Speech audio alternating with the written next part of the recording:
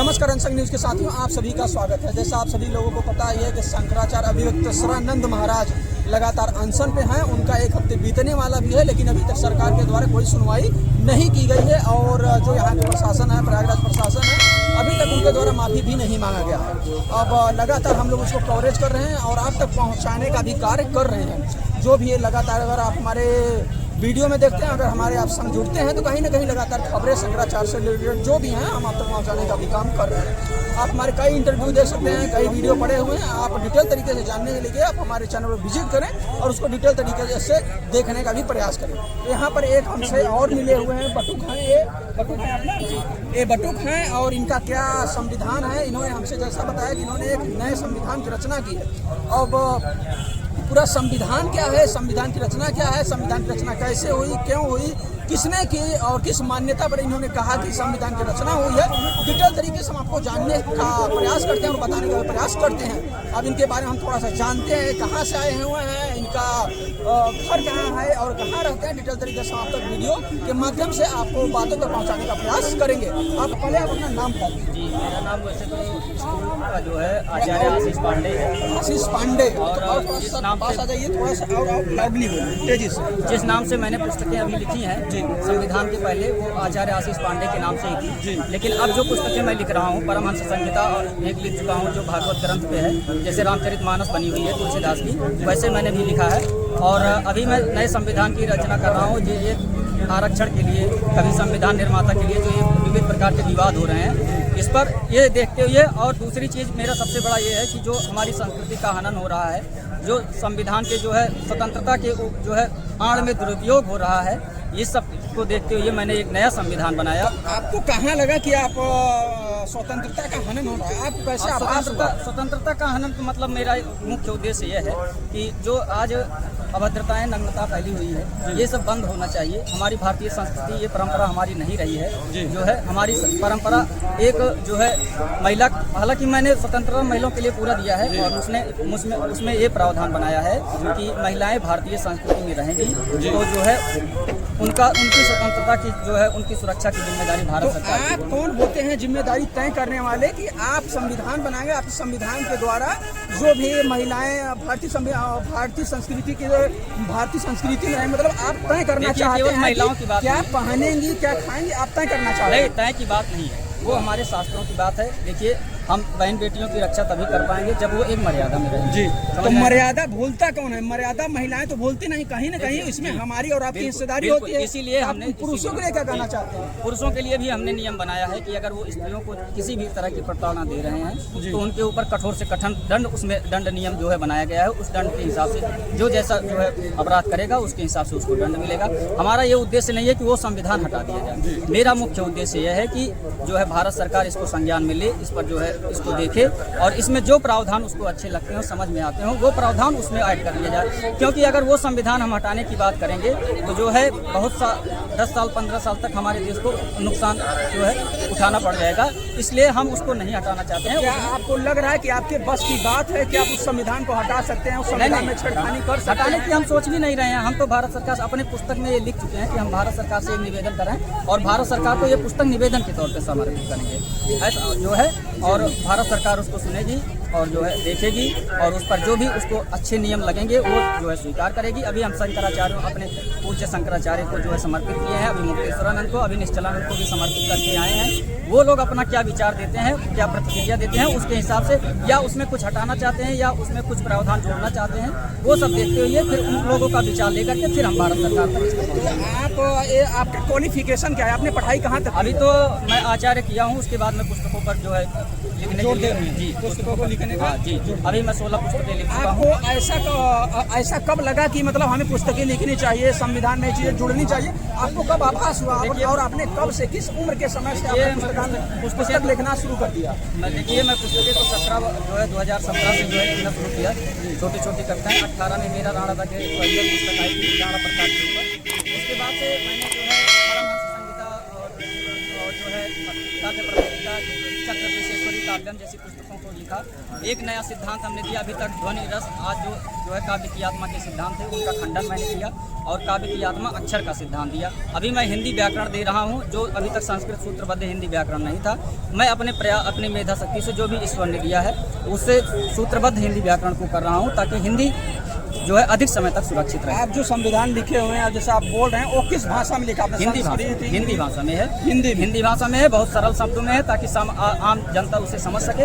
और आम जनता उसको, मैं जो है वो संविधान में आम जनता तक पहुंचाना भी चाहता हूं, ताकि वो उचित अनुचित जान सके।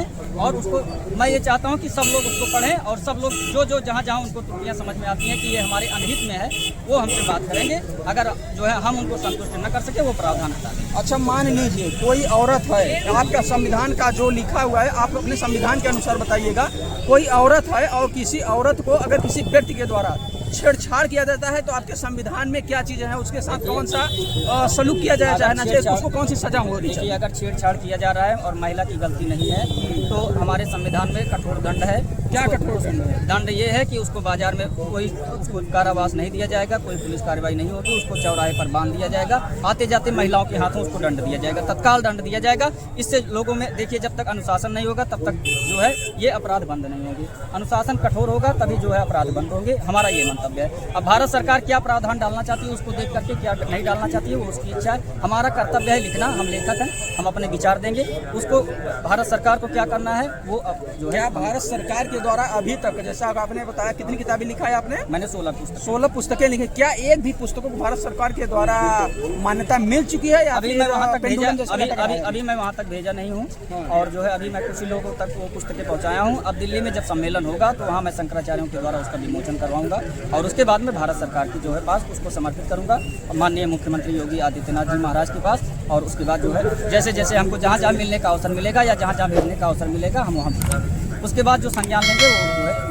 आप इस पुस्तक की जो रचना कर रहे हैं, आप अकेले कर रहे हैं या फिर आपके साथ और लोग हैं? नहीं, मैं साझा संग्रह नहीं करता हूं। अभी तो जो है मैं अकेला ही किया हूं। लेकिन जो संविधान है, बाकी पुस्तकों में तो मैं किसी का जो है वो नहीं लूँगा मदद। लेकिन जो संविधान है वो अपने आचार्यों का, जो है वरिष्ठ अध्यापकों का, न्यायाधीशों से भी बात करूँगा और जो अधिवक्ताएँ हैं तो अधिवक्ताओं से जो भी बात करके मैं उनके जो है विचार विमर्श लूँगा और उसके बाद कार्य करूँगा। हमें ये बताइए, आपको अम्बेडकर के संविधान से क्या समस्या है? देखिए, संविधान से समस्या ये है कि जो भारतीय नागरिक आज परेशान है। पहली बात तो सबको बेरोजगार जो है रोजगार नहीं प्राप्त हो पा रहा है। तो रोजगार सरकार देगी ना, संविधान देगी? आप पहले बताइए। जब संविधान में नियम आ ही जाएगा कि रोजगार देना ही है सभी व्यक्तियों को, उसमें मैंने ये नियम अर्थव्यवस्था भारत सरकार की न गड़बड़ाए इसलिए मैंने उसमें ये प्रावधान बना दिया है कि अगर दो व्यक्ति जो है एक घर में महिला पुरुष जो है नौकरी कर रहे हैं तो उसमें से जो है एक व्यक्ति को जो है तनख्वाह मिलेगी, दोनों लोग कार्य करेंगे।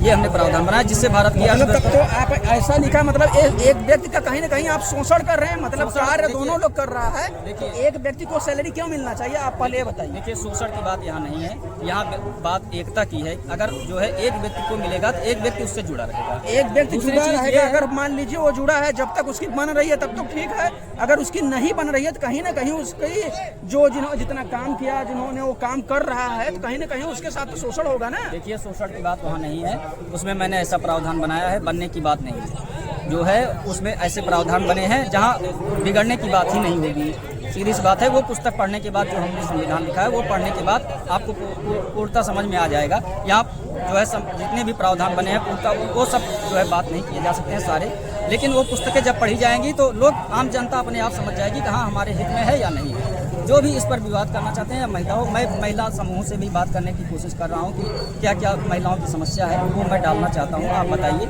या मैं उनको अपने प्रावधान के बारे में बताना भी चाहता हूँ।